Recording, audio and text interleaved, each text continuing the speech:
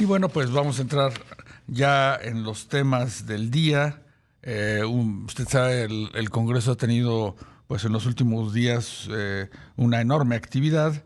Uno de los temas que ya se legisló y que se lleva incluso a la Constitución ya desde hace un rato, pues es el de los vapeadores. Se endurecen las sanciones para quien se dedique a comercializar, a importar y todo esto, este tipo de nuevos dispositivos que sustituyen a los cigarrillos tradicionales. Y bueno, para platicar de este tema está con nosotros Tomás O'Gorman, abogado y miembro de la asociación ProVapeo. Tomás, buenas tardes. ¿Qué tal, Feli? ¿Cómo estás? Buenas tardes. Muchas gracias Pues por el interés en el tema. no, gracias a ti por tu tiempo, Tomás. Pues, ¿cómo reciben ustedes en la asociación ProVapeo pues esta legislación que se endurece, que digamos que incluso lleva a temas penales, pues la comercialización de estos dispositivos que pues vienen a sustituir a los cigarros tradicionales? Bueno, como mencioné en alguna otra ocasión, es crónica de una muerte anunciada, Sí, pero ciertamente no deja de ser una política no solamente autoritaria, sino que en realidad pues es el anuncio de los daños que traerá aparejados. ujú, O sea, como usuarios, Provapeo México es una asociación de usuarios. sí, La vemos con profunda preocupación porque finalmente es una política que contraviene todo lo que la evidencia científica muestra en relación con los riesgos relativos de este producto frente al tabaco combustible. ujú, Contradice la evidencia científica en contra de la utilidad que tiene el mismo para dejar de fumar, como lo muestra la evidencia científica. Específicamente me refiero, por ejemplo, a la revisión Cochrane, que es un ujú, análisis de estudios, es decir, un estudio de estudios científicos. Eh, y por supuesto, sabiendo además que desde el punto de vista económico supone graves afectaciones. Para sí. empezar, seguramente tú tendrás conocimiento que este es un mercado que se ha valuado al menos el año pasado en 26,000 millones de pesos más o menos. Sí, más de $1,000 millones, ¿verdad? Y esta cantidad esta actividad que finalmente ya venía de alguna manera trasladándose al mercado negro desde el decreto de Ujú. prohibición que expidió el expresidente López Obrador, pues con esta política punitiva, eh, pues ciertamente acaba de poner en las manos pues, el crimen organizado esta actividad, porque pues todo el mundo sabe que cuando existe demanda, existe oferta y siempre va a haber alguien dispuesto a satisfacerla, tristemente, en las peores condiciones posibles, que son las de Claro. un mercado negro y frente a la ausencia de una regulación, que sería en todo caso la verdadera responsabilidad del Estado. Claro, Tomás, hay muchos países que hayan incurrido en la misma práctica de México de prohibir ya en la ley pues cualquier comercialización de vapeadores. Existen otros países con prohibición, son los menos. Ujú, Ninguna me parece tan violenta como la que existe en este país al grado de haberla pretendido establecer en la Constitución. ujú, El texto final de la reforma del año pasado elimina la palabra prohibición y la sustituye por sancionar, que no necesariamente quiere decir prohibir y tampoco ok. quiere decir castigar.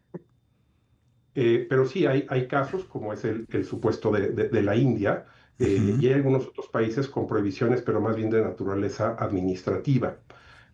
Pero frente a esos pocos países que prohíben, existe un enorme número de países que lo regulan, y además países que lo regulan de manera muy particular en el sentido de reconocer su utilidad frente al cigarro ujú. de tabaco, es decir, como una herramienta para ayudar a terminar con el consumo de tabaco combustible. El caso es, por ejemplo, Nueva Zelanda o el caso de Inglaterra, pero en realidad, por ejemplo, toda la Unión Europea lo tiene regulado, ¿no? Estados Unidos Ujú. también, Canadá también, etcétera. Sí, Tomás, veo en las calles, en reuniones, en lugares públicos, pues muchos jóvenes utilizando vapeadores. ¿Se tiene una idea de cuántos mexicanos pues utilizan estos dispositivos?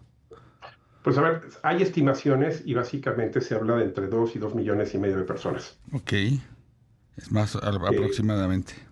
Así es, y hay que tener en cuenta una cosa, la mayoría de los usuarios son adultos y la Ujú, mayoría de los usuarios somos personas que decidimos utilizar este producto en ejercicio de nuestra autonomía para precisamente sustituir el consumo del tabaco combustible que, como todo el mundo sabe, causa terribles daños. Aclaro que el cigarro electrónico no es inocuo, pero pues, la ciencia ha demostrado que el riesgo relativo de este producto frente al tabaco combustible pues es menor y los remito a estudios científicos o a papers como lo son Annie Siebert Update de Public Health England, que Ujú, data ya desde 2015, eh, el estudio de Nicotine Without Smoke del Royal College of Physicians, el ujú. estudio de las Academias Nacionales de Ciencia, Medicina, perdón, de Ciencia, Ingeniería y Medicina de los Estados Unidos. Es decir, hay mucha evidencia científica que pone de manifiesto que la reforma que ocurrió ayer es desproporcionada, es punitiva y, bueno, como toda prohibición, va a acarrear consecuencias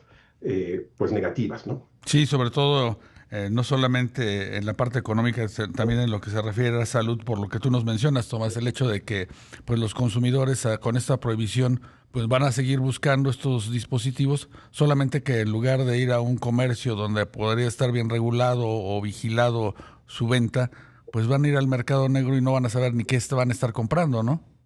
Es correcto. La realidad es que creo que esta es una reforma que lesiona derechos humanos. De hecho, parece hasta una broma de mal gusto que el día de Ujú. ayer, cuando la aprueba el Senado, fue el Día Internacional de los Sí, Derechos Humanos. Eh, y sí, efectivamente es una política que creo no protege la salud, lejos de ello la pone en riesgo.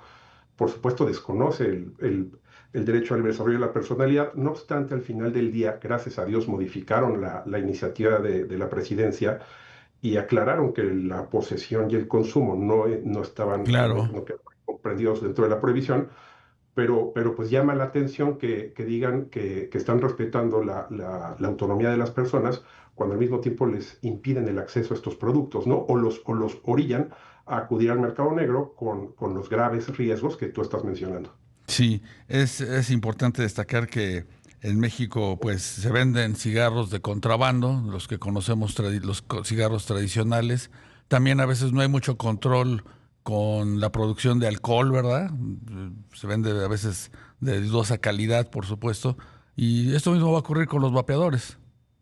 Y de manera mucho más grave, porque cuando una actividad está regulada, la actividad fiscalizadora por parte del Estado siempre es más Ujú, cómoda, ujú. porque hay más información y porque la actividad en principio es más visible. Mencionabas el tema del tabaco ilícito y es un tema curioso porque precisamente el tema del tabaco ilícito pasó de un 8,5% a un Claro, 20,4%.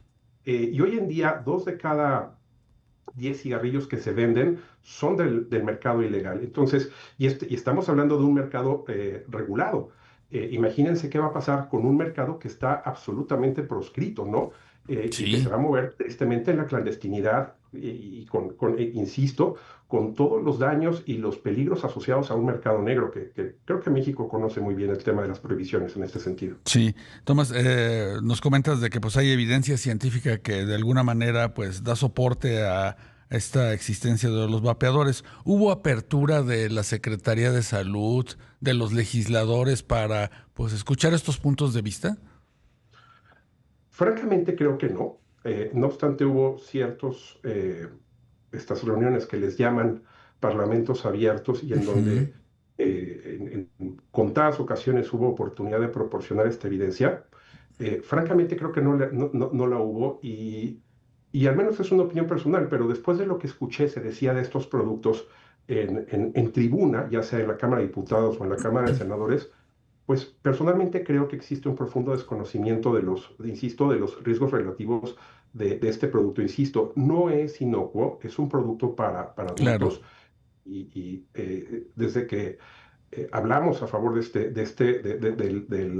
del vapeo como un instrumento de reducción de daños, siempre hemos sido muy claros en el sentido de que lo que requiere es una regulación proporcional al riesgo, basada en evidencia y que efectivamente impida esa regulación el acceso de los menores de edad a estos productos. sí. Pero llegar al extremo de una prohibición me parece francamente desproporcionado, porque finalmente la evidencia muestra que este es un producto menos dañino que el tabaco combustible que se vende en todos lados, ¿no?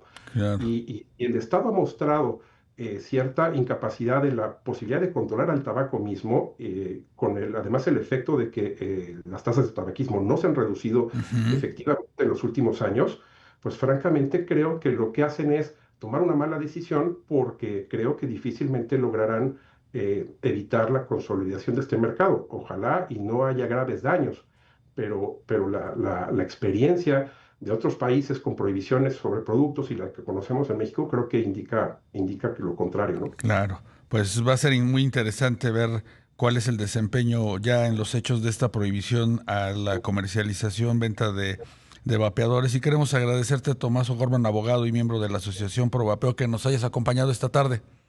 Te agradezco muchísimo. Que tengas Buenas tardes. muy felices fiestas.